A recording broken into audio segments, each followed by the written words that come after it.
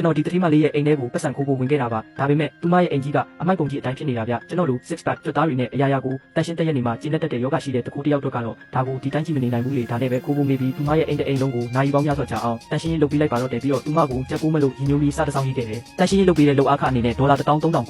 ကိုပဲယူခဲ့ပါတယ်ဒါပေမဲ့တိတ်မကြခင်မှာပဲနင်းပင်းရဲ့ခောက်ဆွဲဆိုင်တစ်ခုမှာရဲတွေကကျွန်တော်ကိုဖမ်းဆီးလိုက်ပါတော့တယ်ထူးဆန်းတာကသူမကကျွန်တော်ကိုအမှုမဖွင့်တဲ့အပြင်ခွင့်လုပ်ပေးခဲ့တာပါအဲ့ဒီနောက်ပိုင်းသူမကကျွန်တော်ကိုဈေးဝယ်ထွက်ဖို့ညစာစားဖို့ခဏခဏခေါ်လေးရှိပြီးအရာအလုံးကိုလည်းသူမကပဲငွေရှင်းပေးတတ်ပါတယ်ဝိုင်းတစ်ခွက်တောက်မိပြီးတတိလစ်သွားတဲ့အချိန်ထိပေါ့နိုးလာမှကျွန်တော်ကိုယ်တိုင်သူမရဲ့တားကောင်ဖြစ်သွားမှန်းသိလိုက်ရတော့တယ်ကျွန်တော်နာမည်ကဟိုင်ချမ်းပါတော့ဖွင့်စားတဲ့အလုပ်လုပ်တယ်ဒါပေမဲ့တရားဝင်တော့မဟုတ်ဘူးပေါ့ရွေးချက်စရာမရှိပါဘူးနေကအိမ်ကလည်းအမေရဲ့လာစာလေးနဲ့ဆိုစေးရုံစေးတောင်မလောက်နိုင်ဘူးလေလူကအရန်ကြက်တဲလာရင်ဂုံတိတ်ခါဆိုတာလဲတွင်းပြစ်လိုက်ရတာပဲဒီနေ့ပြစ်မှတ်ကတော့အနောက်ဘက်ခြမ်းကစိန်ခံတိုက်ခန်းတစ်ခုရဲ့18ထပ်ခန်းနံပါတ်3ည4ပါပိုင်ရှင်နာမည်ကပိုင်နေမင်းနဲ့ရုပ်လေးကလှတလောက်နာမည်လေးကလည်းနတ်သမီးလေးလိုပါပဲကျွန်တော်သူမကိုစောင့်ကြည့်နေတာနှစ်ပတ်ရှိပါပြီသူမက9နာရီကနေ6နာရီအထိအလုပ်လုပ်တဲ့အလေးထားရှိတာကြောင့်ကျွန်တော်အတွက်အကြိုက်ဆုံးပြစ်မှတ်မျိုးပေါ့ဒီနေ့တော့အလုပ်စားပြီးသူမကားပါခင်နဲ့ဝင်သွားတာကိုစောင့်ကြည့်ပြီး10မိနစ်လောက်အချိန်တွက်ပြီးမှအပေါ်ကိုတက်ခဲ့ပါတယ်တော့ကိုကရိယာတွေနဲ့အသားလေးလက်လိုက်တော့တကားကပွင့်သွားတာပါပဲအထဲကိုချုံချုံမောမောဝင်လိုက်ပြီးမဲ့ဝင်ချင်းမှပဲထွက်လာတဲ့အနံ့ဆိုးတွေကြောင့်ကျွန်တော်ကြောက်သွားမိရဲ့ပုံနေတဲ့အစားတောက်နဲ့မလျှော်ရသေးတဲ့အဝင်းတန်းနဲ့ရေမွေးနှံတွေရောထွေးနေတာပါကျွန်တော်အခန်းမဝင်လာလားဒါမှမဟုတ်အမိုက်ပုံနဲ့ရောက်သွားတာလားတောင်ထင်မိတယ်လူငယ်တွေခန်းရှုပ်တတ်တာသိပေမဲ့ဒီလောက်အထိဆိုးတာမျိုးတော့တစ်ခါမှမမြင်ဘူးဆိုဖာပေါ်မှာအဝတ်တွေပုံနေတယ်ဘယ်ဟာကအစ်စ်ဘယ်ဟာကအဟောင်းမှမသိရဘူးစပွဲပေါ်မှာလည်းပုံနေတဲ့အစားတောက်ကူတွေမှာမှုတွေတောင်တက်နေပြီးကျန်းကျင်မှာလည်းခြေချစရာမရှိဘူးဒီလိုနတ်သမီးလေးလိုနာမည်ရှိတဲ့အမျိုးသမီးရဲ့အိမ်ကဘာလို့ဒီလောက်ယုံစရာကောင်းနေရတာလဲကျွန်တော်ရဲ့ professional စိတ်ဓာတ်တွေထက်ရွှေရှာစိတ်ကပူကြီးသွားပါတယ်